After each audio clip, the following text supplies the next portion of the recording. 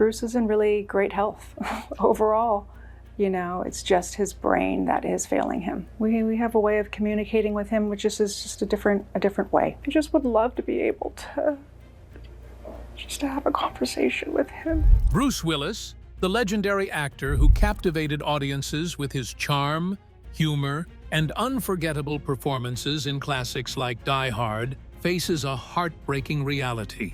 Once celebrated as one of Hollywood's most charismatic action stars, something tragic has forced him away from the spotlight. Fans who grew up watching his brilliance can't help but wonder what's happened to one of Hollywood's all-time best. And why has he suddenly disappeared from the screen, in what's a painful reminder of life's fragility? At 70, the tragedy of Bruce Willis is beyond heartbreaking. It's all beyond heartbreaking.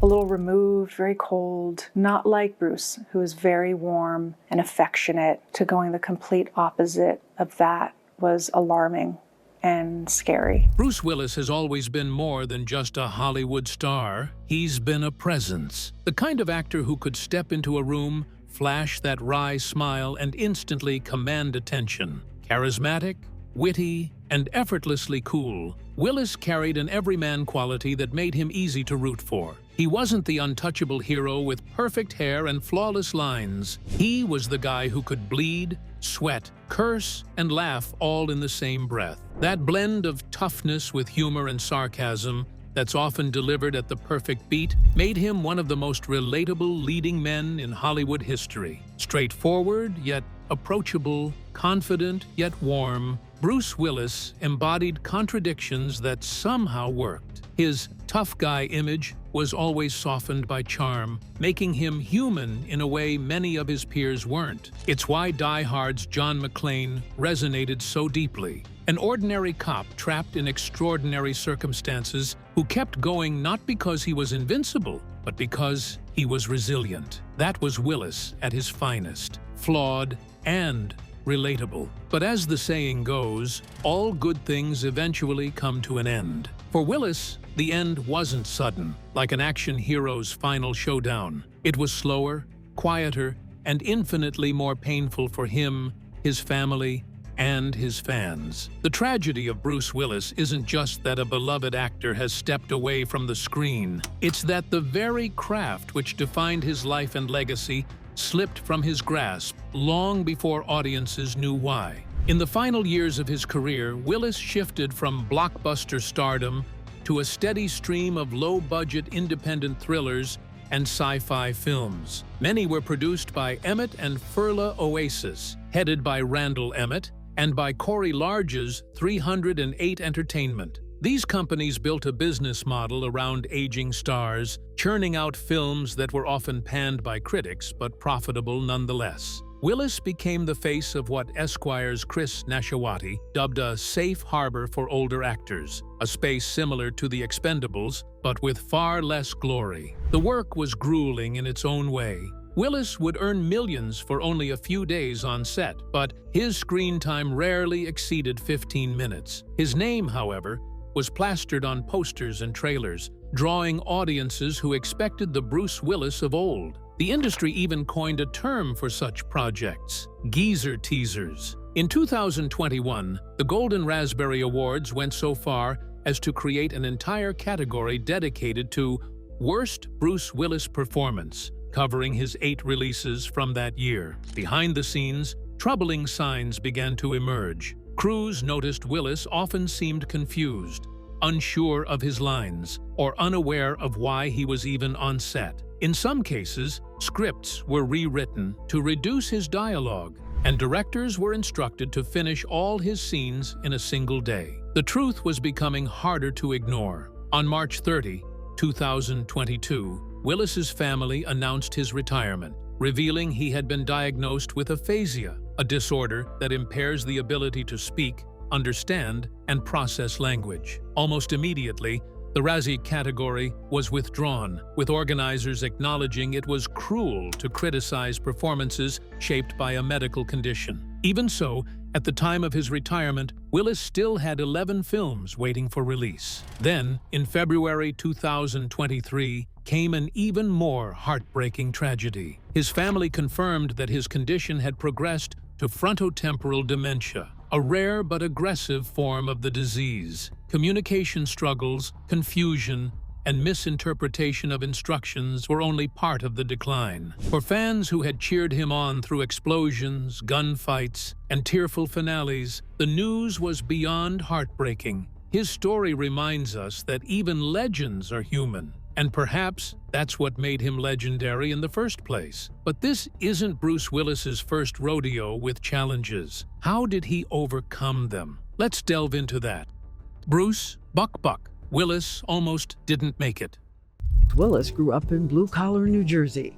He was just 29 years old when he changed the game on TV in a new series called Moonlighting. Bruce Willis's story begins far from the flashing lights of Hollywood. Born in March 19, 1955, in Idar Oberstein, what was then West Germany, he came into the world as Walter Bruce Willis. His mother, Marlene, was German, while his father, David, was an American soldier stationed abroad. After David's discharge in 1957, the family resettled in Carneys Point, New Jersey, where Willis grew up surrounded by the grit and resilience of blue-collar life. His mother worked in a bank, while his father labored as a welder, mechanic, and factory worker. Willis would later describe his lineage simply: a long line of blue-collar people. But young Bruce Willis was not without challenges. He struggled with a stutter, a difficulty that could have silenced him, but instead pushed him toward the stage. At Penns Grove High School, his classmates nicknamed him Buck, and it was there he discovered that acting quieted his stammer. The stage gave him freedom, and soon he was not only performing, but also leading. Before his Hollywood break, Willis lived many lives. He worked security at the Salem nuclear power plant, ferried workers for DuPont, and even worked as a private investigator, a job he'd later revisit in Moonlighting and The Last Boy Scout. His passion, though, always circled back to acting. He enrolled at Montclair State University's drama program and won a role in Cat on a Hot Tin Roof. But the classroom couldn't contain him for long. In 1977, he dropped out and headed to New York City, grinding out an existence in Hell's Kitchen and tending bar at the Manhattan hotspot Kamikaze to pay the bills. Then came the role that changed everything. In 1985, Willis beat out 3,000 hopefuls to land the part of David Addison Jr. in the television series Moonlighting. His sharp wit and playful chemistry with Sybil Shepherd made the show a hit. For 5 seasons, audiences tuned in not just for the stories, but for Willis himself, equal parts charming, sarcastic, and magnetic. Awards followed: an Emmy for Outstanding Lead Actor and a Golden Globe for Best Actor in a Comedy Series. At the height of Moonlighting's popularity, beverage giant Seagram tapped him for their Golden Wine Coolers campaign, paying him millions for a 2-year stint. But in 1988, Willis walked away from the lucrative deal after deciding to give up alcohol, a choice that underscored his straightforward, no-nonsense nature. Hollywood soon came calling in a bigger way. He landed his first leading role in Blake Edwards' Blind Date, followed by Sunset. But it was his turn as John McClane in Die Hard that immortalized him. The reluctant, wisecracking cop became a cultural touchstone. Willis performed many of his own stunts, and the film grossed nearly $140 million worldwide, launching not just a franchise but an entirely new breed of action hero. Riding this momentum, Willis flexed his range. He played a Vietnam veteran in Country, lent his voice to the comedy hit Look Who's Talking, and even dabbled in music. His 1987 album, The Return of Bruno, produced a UK chart hit with Under the Boardwalk and showcased his surprising flair for bluesy pop. He wasn't just a star, he was a bona fide entertainer. The Die Hard sequels cemented his status. Die Hard 2 and Die Hard with a Vengeance were massive international successes, raking in over $700 million combined and solidifying Willis as one of the most bankable action stars of the era. But the ride wasn't without bumps. The early 90s saw career missteps with box office flops like The Bonfire of the Vanities, Hudson Hawk, and Color of Night. Critics panned him, but audiences still rented his films in droves. Color of Night became one of the most rented titles in the United States, and even earned a nod from Maxim for its now famous love scene. His career seemed wobbly, yet he bounced back with roles that reminded Hollywood of his grit. The Last Boy Scout delivered cult favorite status, and Quentin Tarantino's Pulp Fiction reignited his credibility, proving he could shine in both ensemble dramas and action vehicles. By the mid-90s, Willis was reinventing himself again. He lent his voice to animated projects like Bruno the Kid and Beavis and Butt-Head Do America, while delivering standout performances in ambitious films like 12 Monkeys and Luc Besson's sci-fi spectacle The Fifth Element. Yet by the late 90s, the slump returned with critically panned titles like The Jackal, Mercury Rising, and Breakfast of Champions. The disastrous collapse of the film Broadway Brawler nearly derailed him completely, until he salvaged his reputation by starring in Michael Bay's Armageddon, a global smash that became the year's highest-grossing film. Then came redemption. In 1999, Willis starred in M. Night Shyamalan's The Sixth Sense. The film was a critical and commercial phenomenon, earning over $670 million worldwide and restoring him to Hollywood's A-list. Willis's restrained, haunting performance reminded audiences of his depth and re-established him as not just an action star, but a true actor with range and weight. But is that all there's to him? Keep watching to find out. A star that's born to shine. 67-year-old Willis had his breakout role on the small screen in Moonlighting before he went on to star in some of the biggest films in Hollywood. Those include the Die Hard series, The Sixth Sense, The Fifth Element, and Pulp Fiction. In 2000, Willis won an Emmy for Outstanding Guest Actor in a Comedy Series for his work on Friends, in which he played the father of Ross Geller's much younger girlfriend. He was also nominated for a 2001 American Comedy Award in the Funniest Male Guest Appearance in a TV Series category for his work on Friends. Also in 2000, Willis played Jimmy the Tulip Tedeschi in The Whole Nine Yards alongside Matthew Perry. Willis was originally cast as Terry Benedict in Ocean's 11 in 2001, but dropped out to work on recording an album. In the sequel, Ocean's 12 in 2004, he makes a cameo appearance as himself. In 2005, he appeared in the film adaptation of Sin City. In 2006, he lent his voice as RJ the Raccoon in Over the Hedge. In 2007, he appeared in the Planet Terror half of the double feature Grindhouse as the villain, a mutant soldier. This marked Willis's second collaboration with the director Robert Rodriguez, following Sin City. Willis appeared on The Late Show with David Letterman several times throughout his career. He filled in for an ill David Letterman on his show on February 26, 2003, when he was supposed to be a guest. On many of his orange appearances on the show, Willis staged elaborate jokes, such as wearing a day-glow suit in honor of the Central Park gates, having one side of his face made up with simulated birdshot wounds after the Harry Whittington shooting, or trying to break a record, a parody of David Blaine, of staying underwater for only 20 seconds. Willis has appeared in 5 films with Samuel L. Jackson: National Lampoon's Loaded Weapon 1, Pulp Fiction, Die Hard with a Vengeance, Unbreakable, and Glass. And both actors were slated to work together in Blackwater Transit before dropping out. Willis also worked with his eldest daughter, Rumor, in the 2005 film Hostage. In 2007, he appeared in the thriller Perfect Stranger, opposite Halle Berry, the crime drama film Alpha Dog, opposite Sharon Stone, and reprised his role as John McClane in Live Free or Die Hard. Subsequently, he appeared in the films What Just Happened and Surrogates, based on the comic book of the same name.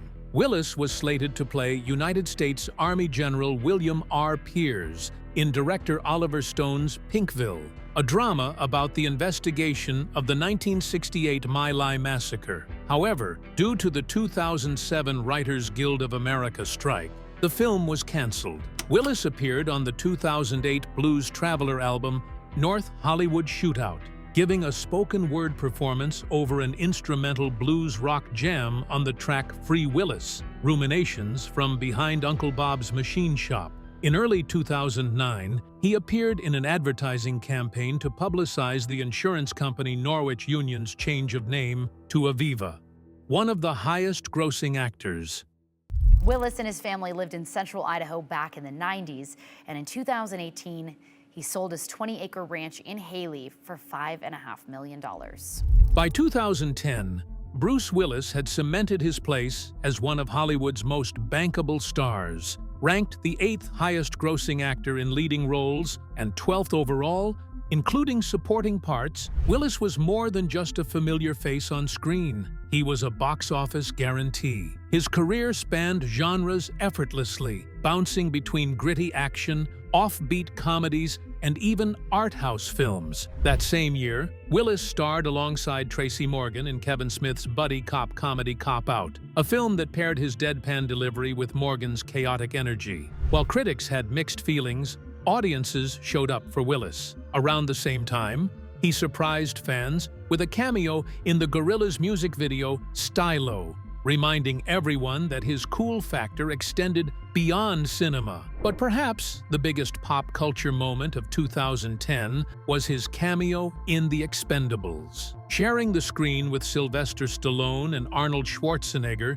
his Planet Hollywood co-owners and fellow icons of 1980s action, Willis played the CIA operative Mr. Church. Though the scene was brief, the thrill of seeing 3 titans of action together for the first time was instantly legendary. Later that year, Willis led the action comedy Red, based on the comic series, playing retired CIA agent Frank Moses. The film's mix of high-octane sequences and tongue-in-cheek humor proved a hit, showing once again that Willis could carry both action and comedy with ease. He continued to surprise audiences in 2012 with Wes Anderson's Moonrise Kingdom, playing a soft-spoken small-town police captain alongside Bill Murray and Frances McDormand. Willis delivered a performance that was both tender and understated, a far cry from his usual larger-than-life action heroes. That same year, he reprised Mr. Church in The Expendables 2 and starred in Rian Johnson's time-bending Looper, where he shared the role of a hitman with Joseph Gordon-Levitt. It was one of his most inventive projects, and his performance added gravitas to a film celebrated for its originality. Willis didn't slow down. He teamed up with 50 Cent in Fire with Fire, acted opposite Josh Duhamel and Rosario Dawson, and joined Catherine Zeta-Jones and Vince Vaughn in Lay the Favorite, a dramedy about gambling in Las Vegas. While not every project soared, Willis's willingness to experiment kept him in demand. In 2013, he returned once more to his most iconic role, John McClane in A Good Day to Die Hard. For Willis, McClane wasn't just a character, it was a legacy. "There's a warm spot in my heart for Die Hard," he admitted in an interview. "It's fun to still be asked back after 25 years. The real challenge is competing with myself each time." Though the 5th installment drew mixed reviews, audiences still loved seeing Willis slip back into the bloodied undershirt of cinema's most reluctant hero. Willis kept pushing boundaries, even stepping onto Broadway in 2015. Starring opposite Laurie Metcalf in Misery, adapted from Stephen King's novel, Willis's performance was widely criticized as stiff and detached. Still, his willingness to try something new highlighted the restless curiosity that defined his career. In 2018, Comedy Central roasted him, with stars and comedians poking fun at everything from his bald head to his long career. Willis himself joined in, proving his wit was as sharp as ever. A year later, he made a tongue-in-cheek cameo in The Lego Movie 2, the second part. Decades of blockbuster films, franchise smashes, endorsements, and savvy investments left Willis with a staggering fortune. At the height of his career, his net worth was estimated at around $250 million, a testament to his longevity and ability to stay relevant in an ever-changing industry. For fans, though, Willis's worth has never been measured in dollars. It lies in the characters he brought to life. The wisecracking cop who saved Nakatomi Plaza, the time-traveling hitman, the quiet police chief in a Wes Anderson fantasy. Through highs and lows, Bruce Willis remained what he had always been, a performer who could surprise, entertain, and remind audiences why they fell in love with him in the first place. Bruce Willis's life off-screen has been just as fascinating as his Hollywood journey, marked by high-profile romances, enduring friendships, and deep devotion to his family. In 1987, he married actress Demi Moore, and together, they became one of Hollywood's most glamorous couples. Their marriage, often in the spotlight, produced 3 daughters, Rumor, Scout, and Tallulah, who inherited their parents' artistic flair. Though Willis and Moore divorced in 2000, their bond never truly broke.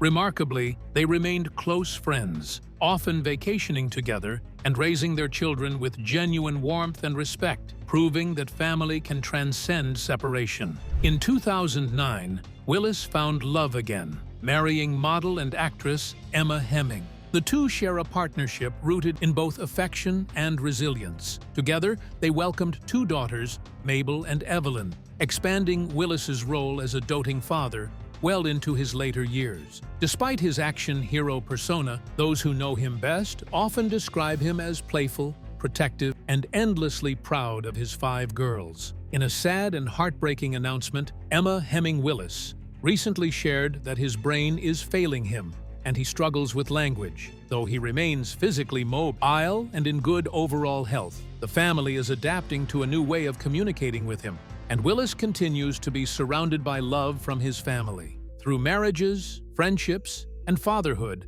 Willis's personal life reflects the same mix of toughness and tenderness that defined his screen roles. Surrounded by love, he has built a family story as enduring as the Hollywood legacy he leaves behind. Thank you for watching. Like, comment, and subscribe. Also check out another interesting video by clicking on the video shown on your screen. See you on the other side.